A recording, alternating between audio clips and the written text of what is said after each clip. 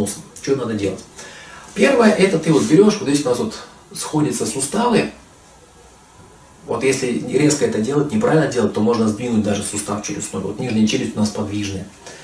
Да, даже есть такой прикол, да, когда говорят, попробуй подвигай верхнюю челюсть, и некоторые реально пытаются. Вот где челюсти сходятся, берешь в этом месте, нажимаешь, сдавливаешь, чтобы челюсть не двигалась, и 15 раз в одну сторону, ну, то есть в горизонтали, и 15 раз вперед. То есть выдвигаешь челюсть.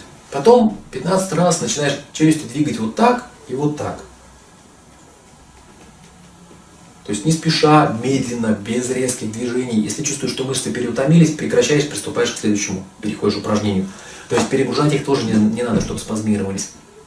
После этого тренировка как раз, ну то есть это вот челюстная тренировка, чтобы вот в этой зоне нормально у тебя мышцы стали хорошие, укрепились. Далее, соответственно, уже внутри горла. Это вот 25 раз высовывание языка. Потом, это вот, по-моему, рыбка называют чаще всего упражнений. Когда ты берешь, выпрямляешь вот так вот и 25 раз, то есть тянешь вот эти все мышцы. Ну, больше центровая мышца здесь работает. Потом я делаю, например, еще раз 25 раз. Язык высовываю, то есть чтобы вот здесь как раз все было. И потом уже эту рыбку делаю по 3 направлениям. Вперед, в бок и в бок, чтобы боковые еще мышцы прокачивались. Потому что когда ты рыбку делаешь вот эту только вперед, у тебя вот эта зона работает. А надо еще, чтобы боковые мышцы прокачались. То есть 3 раза вперед, 3 раза сюда, 3 раза сюда. И вот таким вот образом пройдись хотя бы 5 подходиков, чтобы мышцы шеи, вот эта вся передняя зона, вот где у нас тут второй подбородок, да, чтобы вот эти мышцы, они укрепились.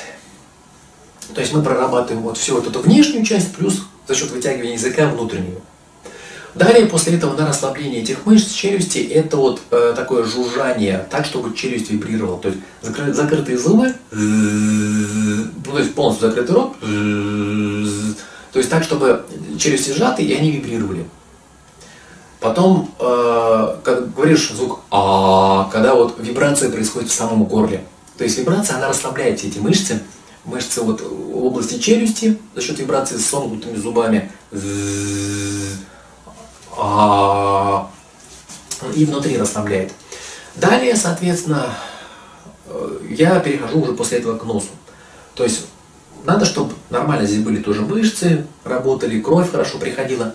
Берешь и не спеша разминаешь сначала нос вот, круговыми движениями. Потом после этого опять с вибрацией выдыхаешь и с вибрацией. То есть такое некое жужжание происходит, то есть хотя бы секунд 20. Вот эта вибрация, она усиливает кровообмен, кровоток, чтобы хорошо протекала сюда кровь к мышцам.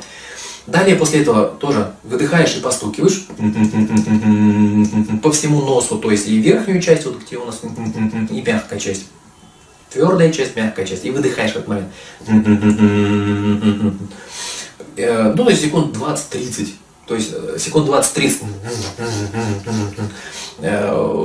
такое жужжание, секунд 20-30 вот как раз когда выдыхаешь, и потом вдохи, то есть затыкаешь одну носопырку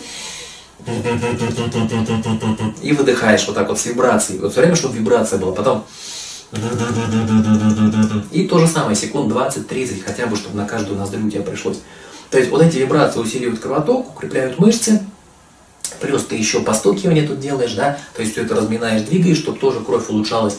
При этом, опять-таки, если у тебя там какой-то насморк, да, или склонность к таким гайморитам, то не удивляйся, если у тебя вот в момент, когда ты будешь делать вибрацию, плюс вот так вот разминать, у тебя может сопли начать выходить.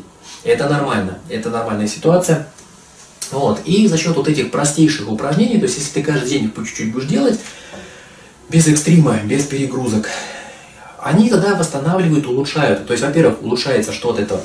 Все мышцы, вот стеночки, которые у нас в области носа, гайморовой пазухи, плюс внутри это вот вытягивание языка, плюс вот, когда там, ну погромче надо, вот, плюс, когда ты вот делаешь всякую рыбку, то у тебя крепляются вот стенки шеи, то есть вот мышцы впереди и боковые, соответственно, плюс ты работаешь на мышцы челюсти. Вот. И за счет этого у тебя там большое просто у нас количество этих мышц, они мелкие, казалось бы, несущественные, но на деле, если они дряхлеют, слабеют, они ухудшают нам как раз вот проточность этого воздуха, когда мы спим. И из-за этого у нас образуется храп либо носовой, либо горловой. Вот и все, в принципе. То есть делаешь их по чуть-чуть, без фанатизма. У меня они лично поставлены вот на каждодневную основу. И, соответственно, мышцы постоянно функционируют, укрепляются, и проблем как раз тогда с храпом уже нету.